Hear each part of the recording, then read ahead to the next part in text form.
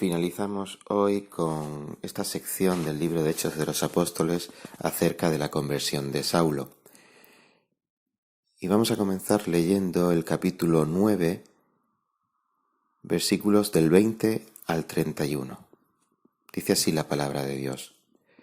Y enseguida se puso a predicar a Jesús en las sinagogas diciendo: Él es el Hijo de Dios. Y todos los que lo escuchaban estaban asombrados y decían: ¿No es este el que en Jerusalén destruía a los que invocaban este nombre? ¿Y el que había venido aquí con este propósito para llevarlos atados ante los principales sacerdotes? Pero Saulo seguía fortaleciéndose y confundiendo a los judíos que habitaban en Damasco, demostrando que este Jesús es el Cristo. Después de muchos días, los judíos tramaron deshacerse de él. Pero su conjura llegó al conocimiento de Saulo, y aún vigilaban las puertas día y noche con el propósito de matarlo. Pero sus discípulos lo tomaron de noche y lo sacaron, por una abertura en la muralla, bajándolo en una canasta. Cuando llegó a Jerusalén, trataba de juntarse con los discípulos, y todos le temían, no creyendo que era discípulo. Pero Bernabé lo tomó y lo presentó a los apóstoles, y les contó cómo Saulo había visto al Señor en el camino, y que él le había hablado, y cómo en Damasco había hablado con valor en el nombre de Jesús. Y estaba con ellos moviéndose libremente en Jerusalén, hablando con valor en el nombre del Señor. También hablaba y discutía con los judíos helenistas, mas éstos intentaban matarlo. Pero cuando los hermanos lo supieron, lo llevaron a Cesarea, y de allí lo enviaron a Tarso. Entretanto, la iglesia gozaba de paz por toda Judea, Galilea y Samaria, y era edificada, y andando en el temor del Señor y en la fortaleza del Espíritu Santo, seguía creciendo. Amén. ¿Cuánto tiempo se tarda en ser productivo? Acerca de este asunto, el portal universia.net publicó un artículo que decía así: según los expertos en gestión de empresas, desarrollo del talento y la optimización del capital humano, estos son los datos que manejan a la hora de establecer las estrategias de productividad. Se calcula que hasta los 6 meses, un empleado recién llegado no consigue el punto óptimo de productividad esperado por la organización. Hasta 18 meses es el tiempo que se necesita para que los empleados se sientan integrados en la cultura de la empresa y con ello se sientan identificados con los valores y objetivos de la compañía. Pero no es hasta a partir de los 24 meses cuando un empleado nuevo conoce realmente la estrategia y todo el funcionamiento de la empresa de la que forma parte. En las Escrituras encontramos casos puntuales en los que Dios estuvo preparando a sus siervos durante años para un ministerio especial. Quizás el más llamativo sea el caso de Moisés, que fue preparado por 80 años para servir a Dios durante 40 años más. Aún así, no me imagino a Moisés tocando el piano durante este largo periodo de su vida previo a su ministerio como libertador de Israel de la esclavitud de Egipto. Sin duda, las circunstancias especiales de su vida le prepararon de diversas maneras, llevándole a tomar decisiones importantes por amor y obediencia a Dios, como leemos en Hebreos capítulo 11, versículos 24 al 26. Por la fe Moisés, cuando era grande, rehusó ser llamado hijo de la hija de Faraón, escogiendo antes ser maltratado con el pueblo de Dios que gozar de los placeres temporales del pecado, considerando como mayores riquezas el oprobio de Cristo que los tesoros de Egipto, porque tenía la mirada puesta en la recompensa. Sin embargo, lo más habitual es encontrar al siervo que responde con celeridad al llamado de Dios, como Abraham en Génesis 12, 1 al 4 y Hechos 7, 3 al 4, Samuel en 1 de Samuel capítulo 3 versículo 10, Isaías en Isaías 6, 8, Pedro y Andrés en Mateo 4, 18, 22 nos dice que al instante dejaron las redes, o el caso del endemoniado Garadeno en Marcos capítulo 5 versículos 18 al 20. Así que aquí en Hechos 9, 20 nos dice enseguida. Y ahora, hermano, una pregunta. ¿Qué tiempo pasó desde que el Señor te llamó hasta que obedeciste el llamado a servirle? No me refiero al tiempo que llevó nuestra conversión, sino nuestra obediencia a servirle en su obra en la Iglesia. ¿Está todavía el Señor esperando?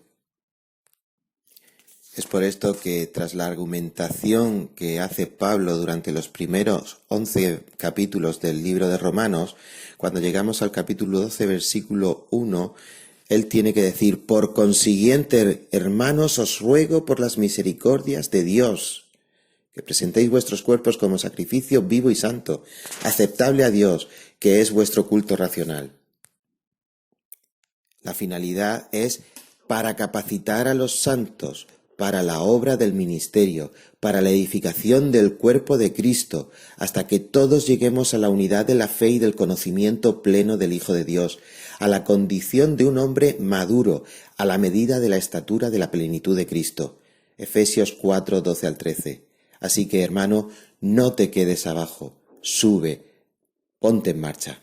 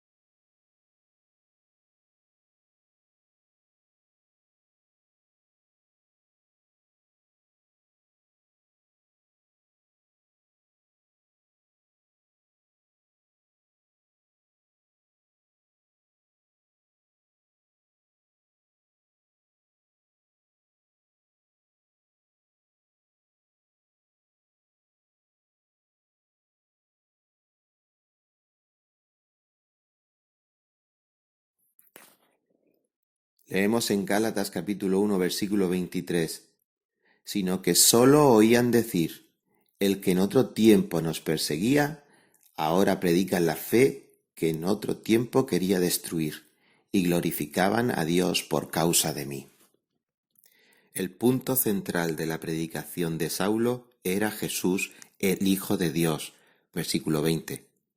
Es el título mesiánico más importante que Jesús usara sobre sí mismo. Salmo 2:7, Hebreos 1:5, Hijo unigénito de Dios, Juan 1:14, 18. Deidad con la que se identifica Jesús, y así lo entendieron sus adversarios judíos en Juan capítulo 10, versículos 30 y 33. Él se dijo Hijo de Dios, y ellos entendieron que se hacía igual a Dios. Predicaba además a Jesús como el Mesías esperado. Salmo 2:7, Isaías 42:1, Mateo 3:17. Este era el centro de la predicación de Saulo, una predicación cristocéntrica basada en todas las Escrituras. En segundo lugar, no solo seguía fortaleciéndose, sino que demostrando que este Jesús es el Cristo. La palabra demostrando literalmente quiere decir ligar entre sí.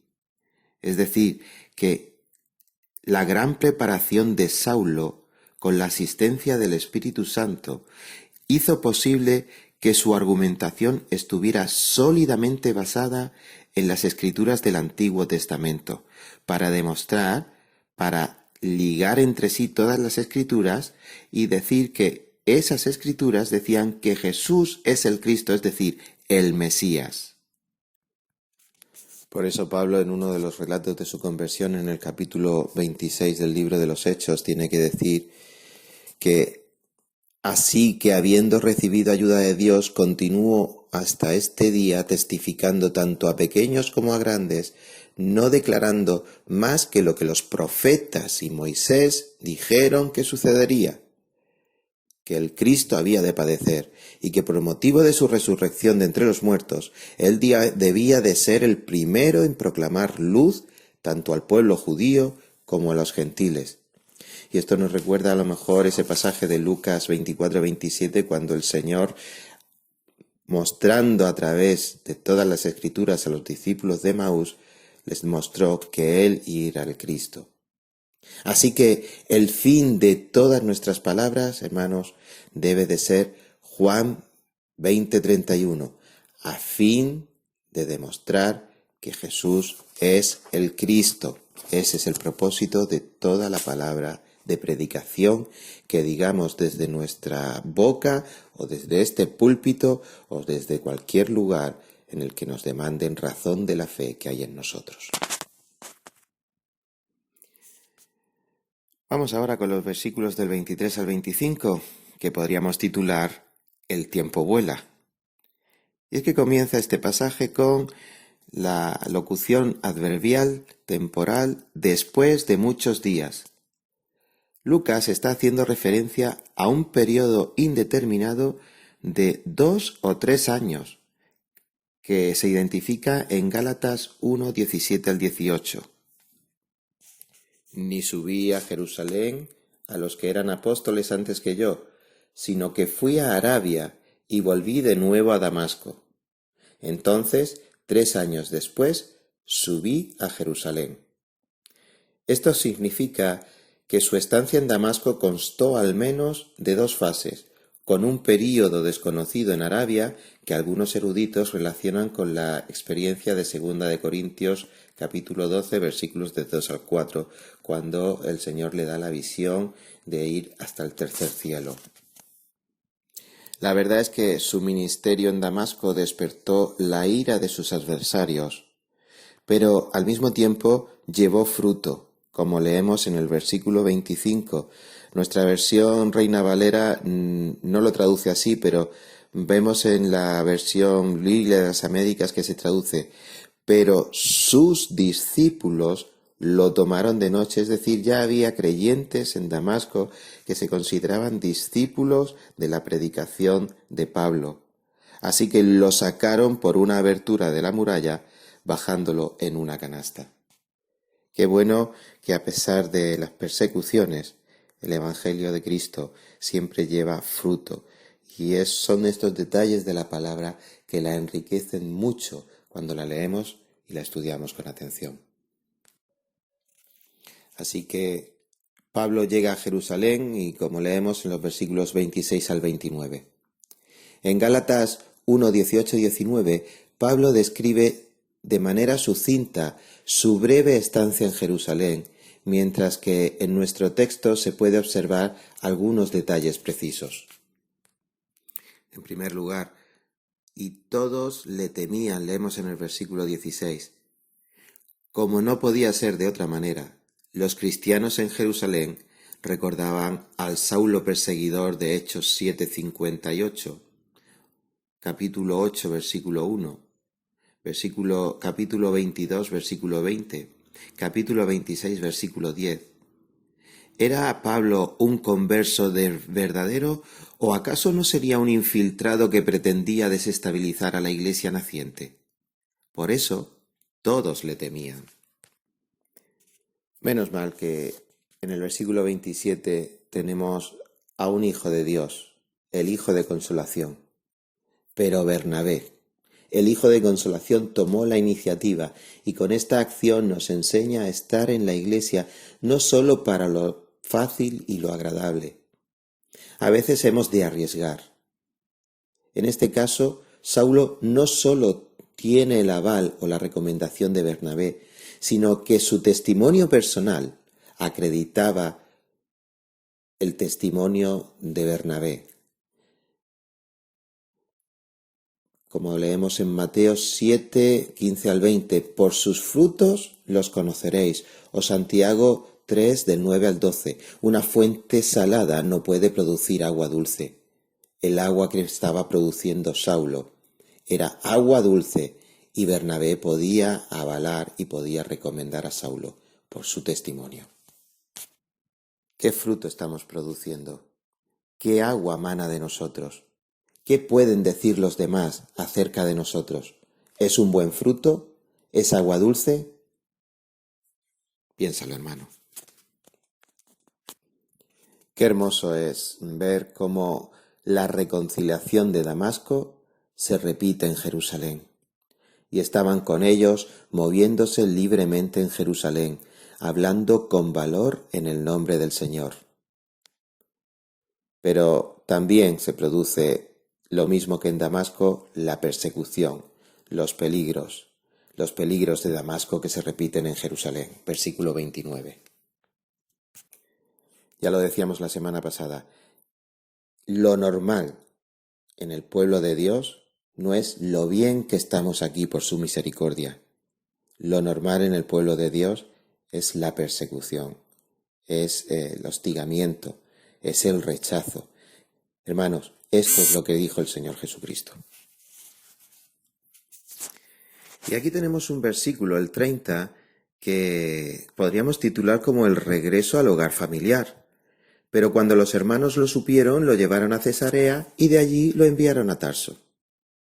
En primer lugar, tenemos que tener muy claro que la salida de Jerusalén no fue una huida precipitada, sino un acto de obediencia.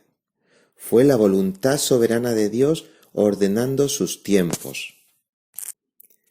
Saulo sale de Jerusalén porque Dios se lo ha ordenado, y eso lo vemos en el capítulo 22, versículos 17 y 18. Y aconteció que cuando regresé a Jerusalén y me hallaba orando en el templo, caí en un éxtasis, y vi al Señor que me decía: apresúrate y sal pronto de Jerusalén, porque no aceptarán tu testimonio acerca de mí. Y el versículo 21, pero él me dijo: ve, porque te voy a enviar lejos a los gentiles. Así será con nosotros, por tanto, confiemos en sus promesas. Nada ocurre porque sea algo que se le escapa a Dios. No, confiemos en sus promesas. Lo que ocurre sobre nosotros es la voluntad soberana de Dios. Es justo lo que leemos en Lucas capítulo 21, versículos del 12 al 18. Pero antes de todas estas cosas os echarán mano y os perseguirán, entregándoos en las sinagogas y cárceles, llevándoos ante reyes y gobernantes por causa de mi nombre. Esto os dará oportunidad de testificar. Por tanto, proponed en vuestros corazones no preparar de antemano vuestra defensa, porque yo os daré palabras y sabiduría que ninguno de vuestros adversarios podrá resistir ni refutar. Pero seguís entregados aún por padres, hermanos, parientes, amigos, y matarán a algunos de vosotros, y seréis odiados de todos por causa de mi nombre. Sin embargo, ni un cabello de vuestra cabeza perecerá. O como leemos en Juan capítulo 16, versículo 33. Estas cosas os he hablado para que en mí tengáis paz. En el mundo tendréis tribulación, pero confiad, yo he vencido al mundo. Y cabe preguntarse, entonces, ¿qué ocurrió en Tarso? Bueno, pues no hay datos concretos, pero sí indicios de lo que pudo pasar. Saulo era un varón de prestigio, que venía de una familia prestigiosa y que con mucha probabilidad fue repudiado. Así que Pablo en Gálatas 1:21 tiene que confesar: Cristo Jesús mi Señor, por quien lo he perdido todo. ¿Os imagináis la situación? Pablo, prestigioso judío, de familia acomodada, y llega a Tarso ¿Qué pensáis que diría su familia acerca de esa conversión al cristianismo, de esa vehemencia al predicar a Cristo? Pues yo creo que pasaría como esos hermanos nuestros, que se convierten en medio de una sociedad en contra de Cristo, esas sociedades musulmanas o hindúes, donde la misma familia puede repudiar, puede incluso asesinar a aquel que deshonra a la familia y las autoridades no hacen nada. Hermanos, esto está ocurriendo en el mundo. Esto está ocurriendo en el mundo. Esto fue otros tiempos aquí en España, donde por ser evangélico, todos los católicos romanos de aquella época repudiaban, rechazaban, era una deshonra. Hermanos, esto ha ocurrido con nosotros. Así que ahora mismo, en este momento, piensa en la libertad en Cristo Jesús para predicar su palabra y cómo no hay deshonra. ¿Por qué? Porque simplemente la gente no atiende, no le hace caso a lo que uno cree. Todo puede ser creído, todo puede ser aprobado. Hermanos, es muy triste pensar en esto, pero al mismo tiempo es un privilegio aprovechar esta oportunidad para decir yo soy de Cristo, yo soy cristiano y predicar la cruz de Cristo y la salvación en Cristo Jesús. Aprovechemos esta oportunidad. Pablo quizá no la tuvo, pero a pesar de los inconvenientes, él y muchos hermanos hoy día en el mundo están haciendo frente a las dificultades para darnos un ejemplo de cómo predicar a Cristo, porque lo más importante en su vida es Cristo. ¿Y lo más importante en mi vida? Y concluimos con el versículo 31. Dice que, entre tanto, mientras pasaban todas estas cosas, la iglesia gozaba de paz por toda Judea, Galilea y Samaria, y era edificada, y andando en el temor del Señor y en la fortaleza del Espíritu Santo, seguía creciendo. Sin duda alguna, se podría decir que muerto el perro se acabó la rabia. Tras la conversión de Pablo, que era el más firme retractor de todos los judíos contra el cristianismo, pues cabe pensar que hubo un periodo de paz, y Judea, Galilea y Samaria gozaron de esa paz. Seguramente esos líderes religiosos perdieron a su mejor adalid para la gloria de Cristo y quedaron descabezados durante un tiempo. En este verso, Lucas vuelve a resumir las bases sobre las que la iglesia es edificada. Y es edificada andando en el temor del Señor, el principio de la sabiduría. Y en la fortaleza del Espíritu, hermanos, nos ha dado un Espíritu para que triunfemos, para que andemos en novedad de vida, ese Espíritu Santo que es el Espíritu de Dios que ahora mora en nosotros. Y cuando esto se da, la iglesia es edificada. En este versículo, Lucas resume cómo podemos ser edificados. Así que, ¿quieres servir al Señor? Prepárate. No hay otra manera. ¿Queremos servir al Señor? Preparémonos. ¿Y cómo nos preparamos? Tenemos la palabra de Dios. Tenemos la oración. Tenemos al Espíritu Santo. Echemos mano de esos recursos y nuestra oración de hace tantos años de que se produzca un avivamiento en nuestra pequeña manada tendrá su respuesta. La iglesia va a ser edificada y continuará creciendo. Que esta sea la realidad en esta pequeña manada, a pesar de estas circunstancias, porque estas circunstancias nos están acercando también a Cristo. Dios te bendiga.